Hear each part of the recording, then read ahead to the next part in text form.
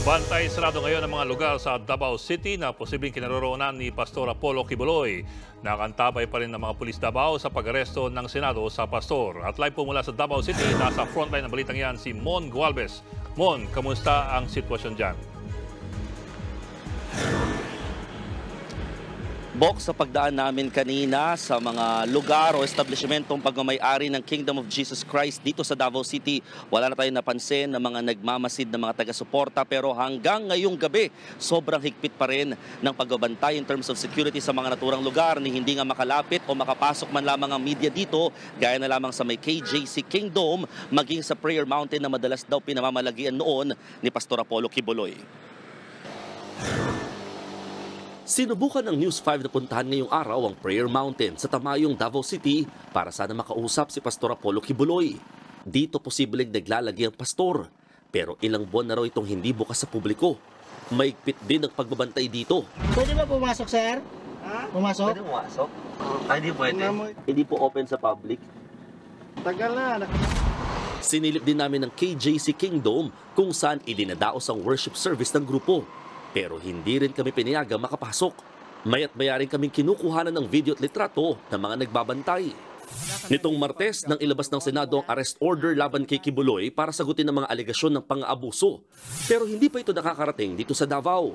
Ayon sa Regional Police Office 11, hindi gaya ng mga inilalabas ng korte, hindi raw sila ang magsisilbi ng arrest order sa pastor. Ito naman pong warrant of arrest kay Pastor Kibuloy from the Senate. Ang mag-e-effect po nito ay yung Sergeant of Arms. Mag-a-assist lang po ang Philippine National Police sa pag-serve po ng warrant of arrest. And then after po nun, hindi po siya malalagay sa custody ng PNP. Diretso po siya doon sa Senado. Sa gitna ng kontrobersyang kinakaharap ni Kibuloy, may nakausap akong isang miyembro ng Kingdom of Jesus Christ.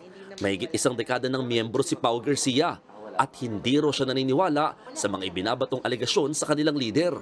You cannot easily judge someone kasi without you sitting down with him or having dinner with him or even just a simple talk. So yun lang, sana I hope people will give him the right judgment and there's always another side of the story. Ngayong hindi nakakapag-live worship presentation si Kibuloy, sa cellphone muna nanonood ng mga aral mula sa pastor ang mga miyembro gaya ni Pao. Sinubukan ng News 5 na kunan ng bagong pahayag ang kampo ni Kibuloy kaugnay sa napipintong pag-aresto sa kanya.